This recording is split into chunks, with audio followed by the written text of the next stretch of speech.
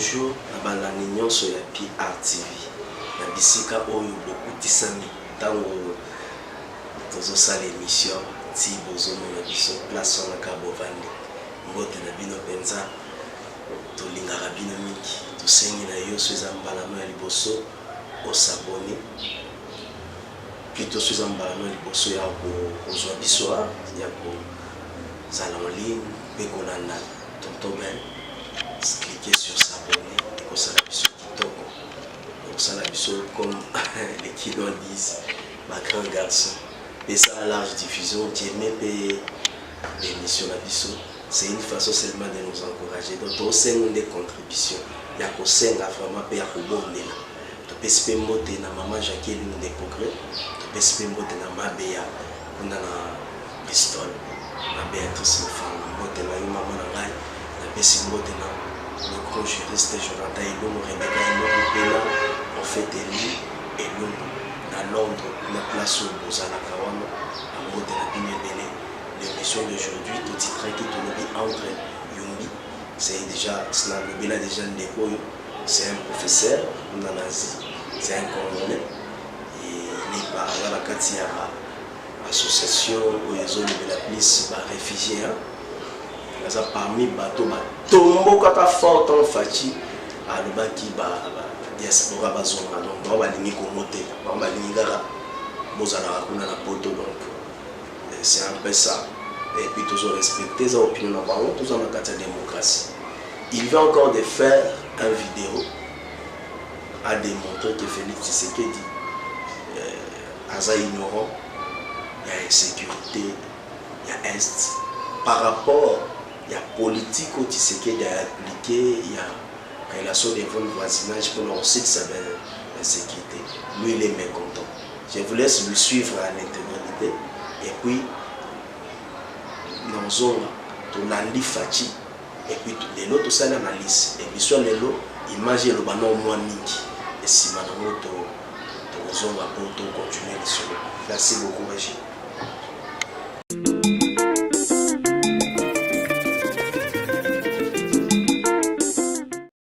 Félix aye koloba ba Rwandais baza responsable te ba Ougandais baza responsable te na sécurité na Congo. Vraiment c'est une maladie.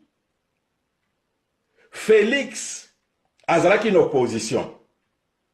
Botala ba leader mususu. Un leader de l'opposition oni aye ko sala banquette pour la situation à Congo. Oni abimisi rapport o ba bengi mapping. Donc Félix a tikala kozwa temps ya kotanga mapping wana te. Vous voyez, ba leader na bino IDPS. Parce que un rapport wana bimi Félix azalaki, je pense secrétaire chargé des affaires étrangères na IDPS. Ça lui concerne. ONI a publié un rapport concernant le Congo où l'ONI indexe le Rwanda, l'Ouganda, Burundi na ba pays mususu. Mais Félix va au Rwanda.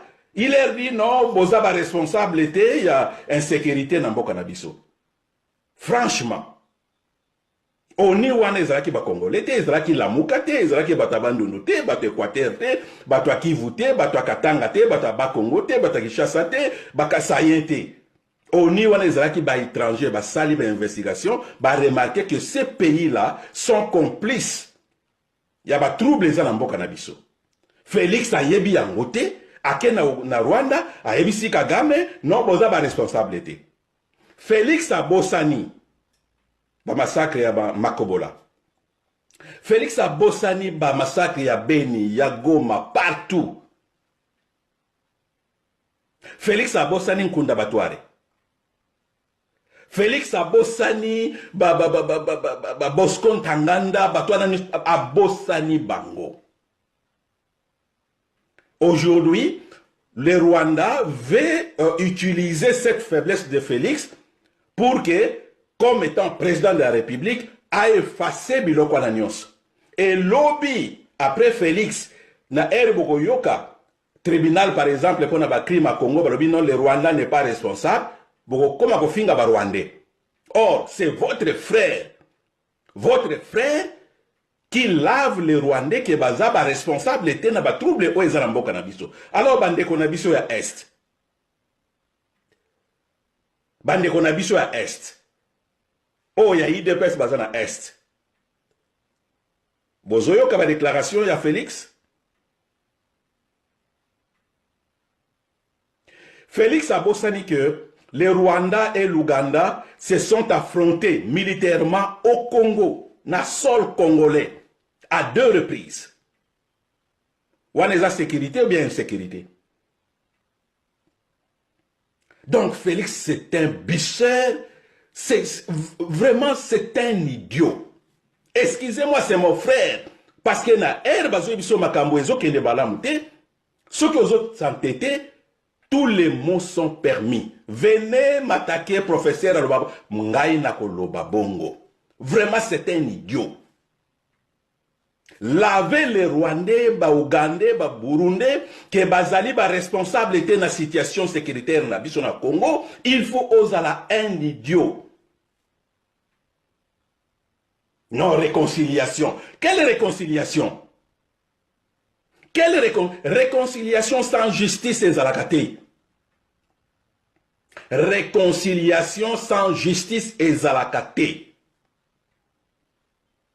Alors, vous voulez vous réconcilier na ba Rwandais. Est-ce que ba Rwandais bali ko se réconcilier na ba Congolais? Yo ke na Rwanda, ok, ko honorer ba mort, il y a génocide, tozo condamné parce que ces génocides rwandais on les condamne. Et ça qui génocide perpétré par les Rwandais, na sol rwandais, et ba victime bazalaki ba rwandais. Et ça problème congolais té. Alors, Mouchebe quoi, ce qui Mouchebe, la femme la rwandaise là, na bosani kombo na ye. Yo Félix, ok, na Kigali ba memi yo na mémorial, ya ba victime, ya génocide, ok, ndeko Fukama. Mais la responsable rwandaise a na Congo, bo memi na gare centrale à Kendeko Bina. Malade. Franchement malade. Bossi bomona une autorité rwandaise. Asengi, même apesi même ba condoléances pour les morts, 2 millions de morts congolais. Tout ça, le problème, il y a arithmétique ou comment? Génocide rwandais, c'est 800 000. Que les Rwandais eux-mêmes ont tué leurs frères et sœurs. 800 000. Les génocides congolais, même si à ce moment ici, ils ont déclaré génocide, mais ils ont génocide, parce que tous les indices, ils ont confirmé qu'ils ont génocide. Mais le massacre congolais, c'est plus de 8 millions de morts. Vous comparez arithmétique ou non? Quelle est cette autorité rwandaise au Bomona à Koma? Même moi, sympathie. Naba mort wana ya Congo. Bomona yango? Mais Félix Ozo look at balance of power. Na Rwanda te. Parce qu'il faut que le Rwanda c'est Kabila. Sourire wana Ozo mona wana, eza sourire ya lukuta. Regardez la CENI, le numéro 2 à CENI, c'est un sujet rwandais. Le numéro 2 à CENI, c'est un sujet rwandais. Kabila a voulu que Yoz à la présidence, c'est-à-dire le Rwanda, qui n'a information nyonso, il y a deal nabino.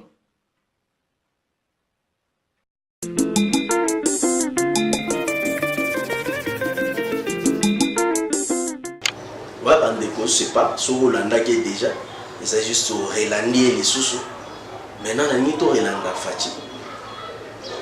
C'est qu'il a eu à tenir par rapport à lui, sa politique. On a aussi ça, problème où il s'est passé dans l'Est. Tolandi Félix, comme ça, tout son rapport, tout ça, c'est votre émission de réflexion. Nous sommes tous là pour analyser, tout le place, ni réseau, et ça, tout ça. Jonathan tout à l'heure.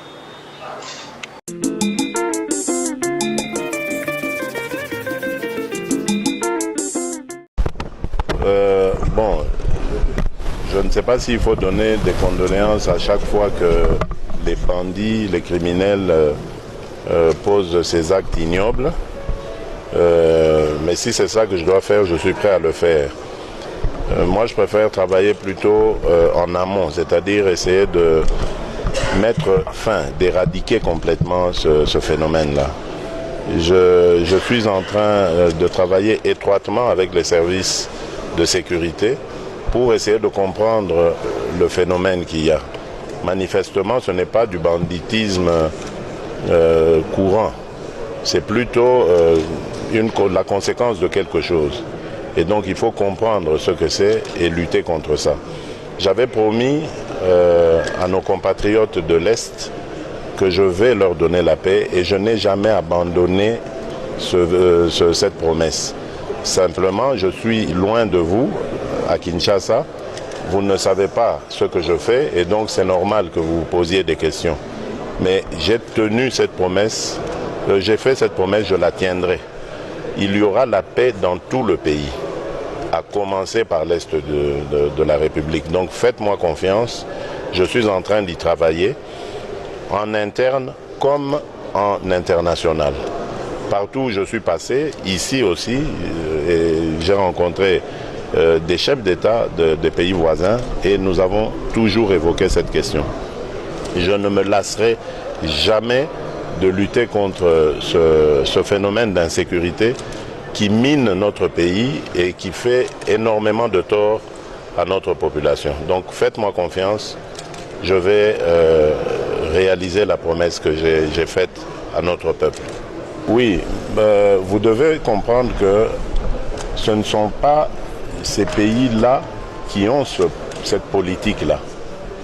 Donc, en tout cas, moi je ne suis pas encore convaincu de ça parce que nous sommes engagés ensemble pour lutter contre ça. Ces pays auxquels vous faites allusion sont eux aussi menacés par une instabilité, si vous ne le savez pas.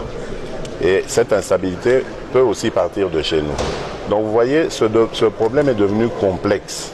Il ne faut pas simplement le voir avec un seul œil en se disant « oui, mais ce sont les étrangers qui viennent nous déranger ». Dites-vous bien qu'il y a aussi des étrangers chez nous qui se préparent à déranger aussi ces voisins-là. Donc c'est pour ça que nous sommes obligés, eux et nous, de nous donner la main. Et c'est là qu'on va voir si vraiment, comme vous semblez le soupçonner ou le dire, il y a complicité. Mais je ne crois pas. Aujourd'hui, j'ai vraiment l'impression, et même peut-être la certitude, que mon message est passé. Celui de dire, arrêtons de faire souffrir nos populations en permettant à des bandes armées, à des bandits, de faire la loi là-bas. Donc donnons-nous la main, travaillons contre ça et mettons plutôt des conditions du genre d'améliorer le climat des affaires, permettre aux entrepreneurs congolais, rwandais, ougandais, burundais, enfin, de tous pouvoir travailler en toute quiétude et donc créer des emplois et améliorer les conditions de vie de nos compatriotes. C'est un message qui passe, tout le monde le comprend. Je ne vois pas comment un dirigeant sensé peut dire non, non, je refuse ça, moi je préfère faire la guerre. Elle ne profite à personne. Et surtout qu'elle met en danger des vies humaines. Donc je pense, moi je suis convaincu que c'est simplement un problème de volonté, un problème d'action. Et nous allons maintenant faire ces actions pour éradiquer ça. Faites-moi confiance, je l'ai dit. Je n'irai jamais dans le sens de trahir mon peuple, de trahir mes compatriotes. Jamais. À l'Est, je viendrai. Vous avez parlé de ça justement. Vous savez, je ne suis pas un spécialiste de la sécurité. Donc je suis en contact permanent avec le haut commandement de notre armée. Il y a effectivement des problèmes dont je ne peux pas parler ici, qui font que pour le moment, ils me déconseillent d'aller là-bas. Parce qu'il faut venir là-bas quand on est sûr qu'on va avoir des résultats. Donc nous sommes en train de mettre en place, je ne peux pas en parler évidemment, c'est tactique, c'est stratégique, donc on ne peut pas le dire, mais on est en train de mettre en place le dispositif nécessaire pour écraser, je dis bien écraser ces groupes armés, les éradiquer complètement de notre quotidien. Et à ce moment, nous viendrons montrer à nos compatriotes vraiment ce que nous allons faire maintenant de cette partie de la République qui a trop souffert et qui mérite vraiment beaucoup mieux que ce qu'elle vit aujourd'hui. Donc, soyez patients, je ne vous abandonne pas, je connais vos douleurs, vos peines, et je vais être là à vos côtés pour qu'on lutte ensemble. Faites-moi confiance. Nous vous remercions. Merci beaucoup Régis, Jonathan Toutala, Patricia Botamba, femme du patron, pour ce travail de revoir le besoin sur la site. Merci à Mingi, maman Jackie et l'homme des progrès, la patronne. Ouais, vous avez suivi le président de la République dans sa politique. Maintenant, nous avons une question. Est-ce que c'est que notre frère a tenu? Tant que nous avons un Minduki, Félix Salami. Politique Félix a utilisé un bon voisinage dans Bango. Là, je ne sais pas. Je m'aimerais poser cette question. Peut-être ma opinion la bine sur la biso. Beaucoup commenter mingi na kati ya émission à l'élo.